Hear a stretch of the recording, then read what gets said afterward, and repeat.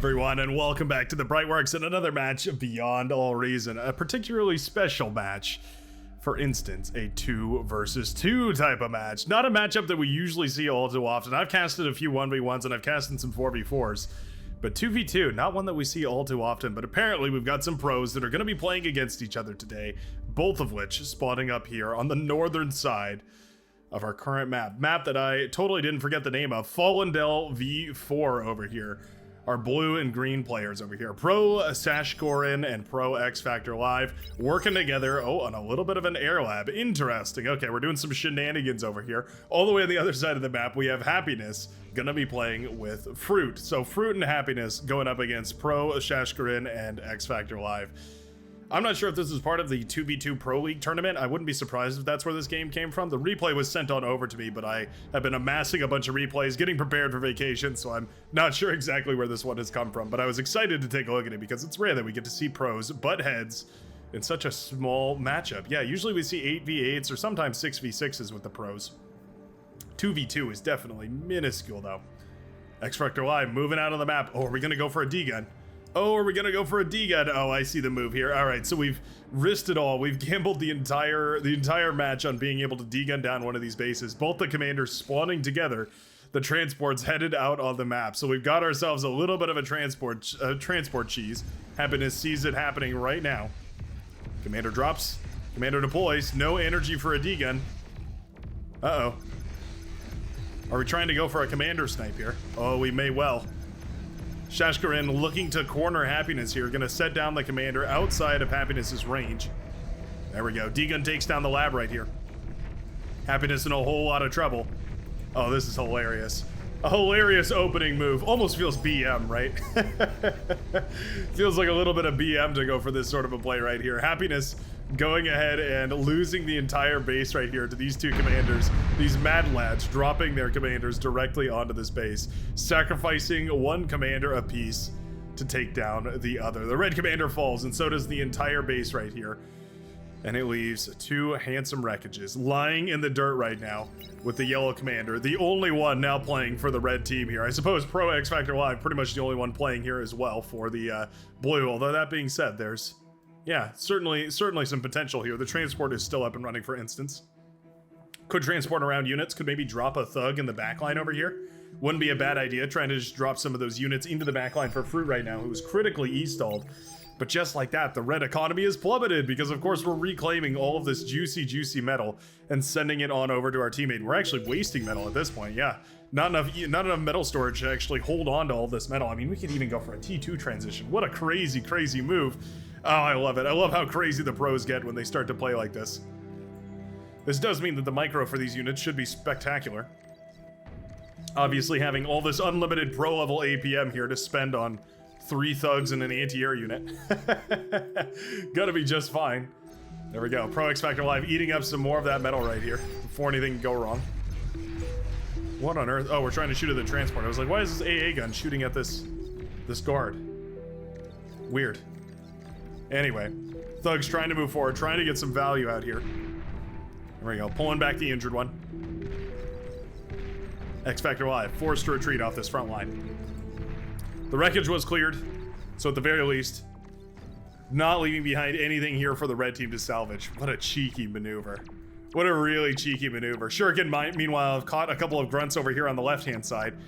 And my question is, I know how long this replay is. How on earth are we gonna claw back into this? I mean, yeah, this is devastating damage right now.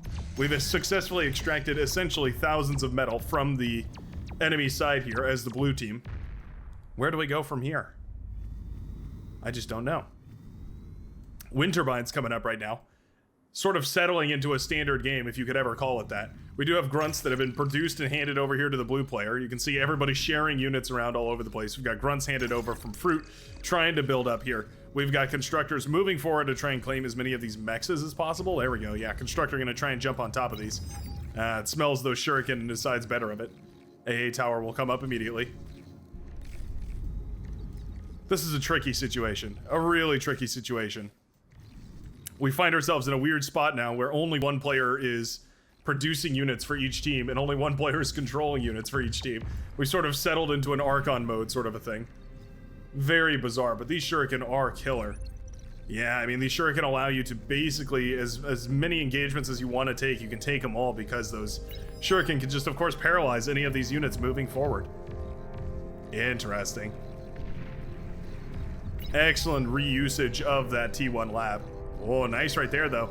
Yeah, anti-air turrets managed to shoot down all the shurikens. Okay, that frees up this army a little bit here. We have thugs encroaching from the northern side. All these grunts in a whole lot of trouble. Yeah, suddenly the army right now for the blue team isn't looking all too menacing. We decided to just start investing heavily into a bunch of thugs. They're very expensive, they're very tanky. I think it makes a lot of sense to go ahead and invest in a whole lot of those. Meanwhile, trying to justify these expansions out here. Are we going to hand over a constructor at this point, or are we just going to keep things nice and separate? Just keep handing units over. Not the end of the world, but certainly there's a lot of APM overflow here, right? Like, controlling this army does not take the entire attention span of Shashkaran, and likewise, this entire army for happiness. These 2 anti-air bots, 3 thugs, and 2 grunts. Definitely not sufficient army to eat up the entire APM usage of the red commander here, so I wonder if we're going to invest a little bit heavier in getting our teammates back online, you know, something like handing over constructors, handing over wind turbines, handing over metal extractors, all that sort of stuff. We are expanding over here. Yeah, you know what? Fruit clawing back into this game, managing to pull back from the brink of annihilation, using these construction bots to go out on the map, build these little fortified zones, build up little bases, control it all using the grunts and the thugs and all that good stuff. A-bots shooting down the shurikens. It's exactly what they're included for. Very nicely done. Resbot even to repair a thug? Sure. Why not? When you've got the APM to spare, why not? What a cheeky game. Surprisingly even. In fact, surprisingly flipped on its head for how much early game damage there was. At this point, the red team taking a commanding lead. Well, I don't know what to make of this. Certainly out of my comfort zone. I try to stick to the 8v8s, 2v2, already a strange match, and we're making it even stranger. How bizarre. We got a Resbot handed over here to the red commander. Interesting. Meanwhile, big thug engagement in the middle of the map, just continuing to be reinforced with a whole lot of grunts here as well. This bowl of thugs is kind of the central army. This is what we're hoping to go win the game with. But it needs to go do some damage, I think. Going across the map and trying to find something to trade out against is going to be ideal here. Resbot's going to be caught a little bit out in the open right now. Yeah, grunts see them. They're just hanging out over here. Thugs eventually handed over here to Pro Shashkaran. Wouldn't be surprised if these players are in a call with each other, so there's probably some really good teamwork going on, asking for units, asking for support in other places, pinging things, all that sort of good stuff. One of the benefits that you get out of playing smaller team matches is, of course, higher coordination. You can pull off strategies that are otherwise impressively difficult to manage to do. A little bit of terrain deformation over here. Never stopped a good constructor bot, always able to restore those. Get them back up and running as much as possible. Hey, you know what? This army is starting to look menacing. Yeah, this army right here in red is starting to look menacing. Those thugs are definitely dangerous, but they're out of position right now. You can see there's big open areas where a little bit of pressure could be applied and just crack open either shell here. From a higher perspective, we've essentially turned this into a top left versus bottom right match. Not what the red team was originally planning, pardon me. It wasn't their original intent. But it is the game that we've ended up in. Oh, Resbots. Oh no, Resbots marching to their doom. Oh, that hurts. That was about 5 Resbots marching directly to their death. Definitely a little bit of a stinger. A lot of metal going down right there, and of course, reclaiming all that is going to be wonderful. Now, only 27 left to reclaim, actually. Gonna go for a vehicle transition here. Interesting. I'm surprised the red team continued playing it, but I guess that's what I should come to expect from the pro level players, the pro leaguers. Fighting it out to the very bitter end. It feels like the point in the game now where we could split a couple of constructors off, hand them over to Happiness, split some metal extractors, some wind turbines, basically cut everything in half, and divide forces. Is it more efficient to do that, though? I mean, I suppose with one commander controlling all these bots, you can essentially always have them looking at the minimap and controlling things. Very tricky. Very tricky. I don't know if I've ever been put in a situation like this before. where well, I've certainly been in a situation where controlling units is the only thing left to micro. I think we've all had our bases ravaged and get handed over a couple of Razorbacks or a couple Marauder or something like that and told to go get some value with them. But I've never seen this in a 2 versus 2 game. Usually by this point we would have 2 completely spec'd out armies, 2 massive economies, but in this case we just have one version of each, one economy each, trying our very best right now. 2 metal per second right here for the blue commander coming out of this metal extractor, pumping out shurikens very, very slowly. There go those thugs. This is the dangerous army that the blue player has been waiting to use, trying to find a good angle to deploy it at. Not really finding it right here though. Lots of metal in these rocks over here as well. Wouldn't mind seeing those get reclaimed up. Any scrap of metal, any tiny bit of salvage is going to be really valuable right about now. This tank transition might be killer though. Yeah, medium tanks coming out in mass. We're just swarming medium tanks, as many as possible. We've got about 800 energy production right now, which seems to be about right for what we need to produce medium tanks. And now that we're just producing them in full force, as soon as these go across the map, they're going to be able to get some serious value. We've got mostly grunts and thugs right now. Not fast enough to keep up with the medium tanks, not sturdy enough to out-damage them, not high enough damage to shut the tanks down quick enough. Incisors and grunts moving forward, firing their twin laser cannons, blasting apart any of those static defenses they can, sweeping across the battlefield right now. Shurikens being sent around as well, trying to find some value wherever they can. Gonna paralyze some LLTs. Not the end of the world, but probably not the most important engagement for those shurikens right this second. As at this moment, green forces are moving into the space to try and take down the yellow player's last remaining console. Here we go. LLT is being deployed. The army is thwarted ever so slightly, but pushed back towards this geothermal. This is a really critical part of the infrastructure right here for the yellow commander. We think about it self-destruct. Timing doesn't quite work out on that, but I do like the idea. Red player counterattacking with this massive army, though. If these thugs can line up properly and manage to engage these LLTs, they should be able to get some serious value. Do we have any of those resbots left? Doesn't look like it. The resbot must have fallen somewhere along the lines. If we had the resbots, I would say this probably looks like a great engagement. Oh, but here come those medium tanks. Medium tanks, so brutal to deal with. Absurdly effective, the medium tank is. Well, and certainly against Trashers here. Anti-air bots not serving far too well at all. Down they start to fall, one by one, as those brutes start to fire away over here. Eventually, the aggression on the right-hand side of the map actually cleaned up quite nicely here, you can see. Very, very little remains over here. We do have a couple of metal extractors down, left, right, and center, but all said and done, not the end of the world. Ooh, constructors going down, though. That definitely hurts. That very last incisor that was still lingering around, doing a decent job here. Oh, resbots run out of energy at a critical moment. Yeah, happiness without any E production. I'm so surprised that we don't see any sort of transition from either player. I mean, both players have just resigned to this lifestyle of handing units over and just continuing to micro stuff.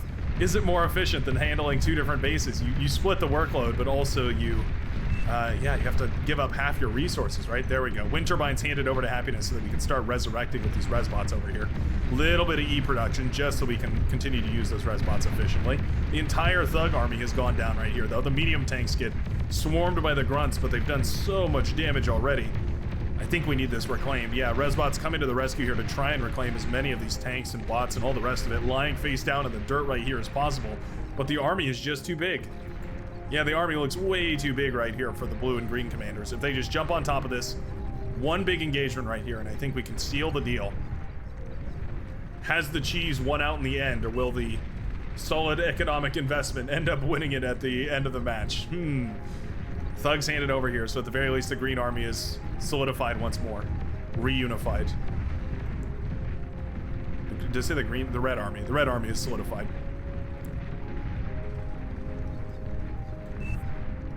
The pincer maneuver here, the broad scale pincer maneuver though is really dangerous. Vehicle transition right here from Fruit as well. Seeing the vehicle transition and matching it. Without the res bots to pick up the wreckages here, though, that is the major advantage that the blue team has right now. The single res bot that's been eating up these wreckages is having such a field day. 2,500, more than that, nearly 3,000 metal worth of reclaim out on the field. Medium tanks, those thug bots, all of them lying in the dirt right now, ripe for reclaim. Heavy laser tower comes up and goes down just about in the blink of an eye. What a wild back and forth. There we go. Tons of res bots being spammed out at this point. I think the idea is that we've produced enough tanks. At this point, we're just going to resurrect all of them. I don't think it's a bad idea whatsoever. You can always resurrect them, of course, and then just hand them over to the blue commander here. What a cheeky little way to play this. Yeah, because you can always resurrect things. You can essentially have a bot player that just micros the resurrection and the repair, all that sort of stuff. And then after they're done with that, they just handle the units off so they don't have to worry about microing them. Not exactly what we're seeing here, because the blue and green commanders, I mean, they're both sufficiently APM dense to be able to control enough units, right? They can handle a couple tanks and a couple res bots on the front. But the res bots have definitely made a difference right here as these tanks start to come back online for the green commander. A lot of them being repaired. The thugs as well, of course, coming back together. Res bots winneth, types a spectator. And as much as I loathe the spectators in the game, co-commentating beside me, I have to admit when they're right. The res bot's definitely making a difference here. And again, the high ground advantage is real, especially with this plasma weaponry on these brute tanks. What a mess. What a messy engagement. Yeah, medium tanks leaving their corpses behind and making this such a difficult engagement to figure out. Maybe a pounder tank or two wouldn't be the end of the world here, just to impulse a whole bunch of this, do a ton of AoE damage. Just anything to deal with these big clusters of tanks, I feel like wouldn't be too bad. Also, because of the defender's advantage, it would hit the battlefield a lot quicker than, say, one from the green commander would. I think I'd like that quite a lot. Hard to justify that expenditure, though, when you're already falling behind right here. Yeah, Resbot's have been switched to their reclaim mode, and at this point we're just sucking up that metal and trying to use it as best we can. No geothermal ever claimed back here, I just did notice. Yeah, so the yellow commander rightfully claiming a whole bunch of this, but not actually utilizing, or able to utilize a lot of it, because these tanks have been essentially immortal.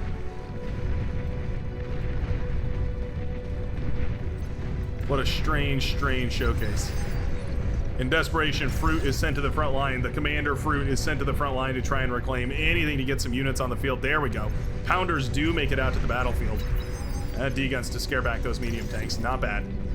Pounders will indeed make a difference. They'll be excellent for defending all this. But already it feels like the Resbots have eaten up so much of this metal. Still 4,000 to be reclaimed here. Pounder's great, but you need them in formation. You need mass pounder in order to deal with this. So far, they've been streaming out one by one. Firing these D-guns hurts, because every time you fire that D-gun, you inadvertently clear away so much of the wreckage that you really want to eat up.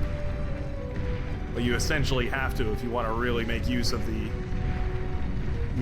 D-gun to efficiently blast away those units. Resbots sacrificed here, reclaiming more than their value's worth of metal. I'm certain that X Factor Live is gonna be happy about the way that those Resbots went. Eating up tons and tons of metal, and at this point, I mean, we could even afford a T2 transition. Yeah, we've got nearly enough metal in the bank. If we eat up one of our labs, we could afford a T2 transition. I feel like we'd never get to see those in a 2 versus 2 game. My goodness. Riot tanks for the win. Nearsighted, but very dangerous. You can see their impulse stunning the tanks, essentially slowing them down and making them unable to retreat. Retreat or advance, mind you. Quite good crowd control. Not very fast. Not great assault units. Air transition underway. Oh, this is cheeky. Little bit of an air transition. Couple of bombers have been queued up right here. Actually, quite a few bombers. We're making a really heavy investment into the bombers right now. I think I like that a lot. With the geothermal up and running, you can really afford bombers pretty easily. We are going for the geothermal in the backline eventually here for X Factor Live as well. I'm definitely surprised we didn't see a tech transition there, though. I'm surprised. I really thought the reclaim right there would have been essentially entirely for a tech transition. Wouldn't mind seeing maybe 2 or 3 medium tanks sent around on the sides here just to try and see if they can get a couple picks on the metal extractors. At this point in the game, I feel like it's worth it. Yeah, you can see we desperately want to trade out a bunch of these pounders for some of those medium tanks, though. Now that the pounders are out in mass, they are threatening, and that's what's forcing the blue team back. Pulling the medium tanks, pulling their grunts, pulling all of it back because they don't really want to engage until they can get a complete surround on these pounders. Pounders need to take terrain advantage into consideration here as well. If they get caught out in the open, they lose the advantage of their impulse. Their AoE effect only counts when units are closely clumped together. Choke points. Going to be the best friend of the pounders here. They're moving in the wrong direction. Oh no. Oh no, not enough radar right here. Oh, no radar tower up on this forward facility. We've forgotten about radar, and it means that this entire army goes unspotted. Oh no, X Factor Live's complete army is moving up on the northern side. Tons of resbots following everything as well. I don't even know if they'll be needed. LLT's here to guard everything. Not going to be nearly enough to hold back this many medium tanks. Rolling forward right now. We have in grand total 7,755 metal worth of medium tanks storming across the map. Yellow Commander looking to end this. Mass Shuriken could save the day here. The air scouts go across. AA turrets are coming up right now. Oh, we're going after the bomb, or we're going after the commander. Oh, we're going after the commander. Oh, it's close. 46%, 45% on that commander.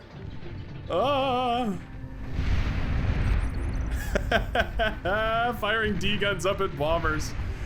The bombers need to back off. They need to do a full loop around. Right now they're just sitting over the anti-air. Oh no. X Factor Live, juking and jiving.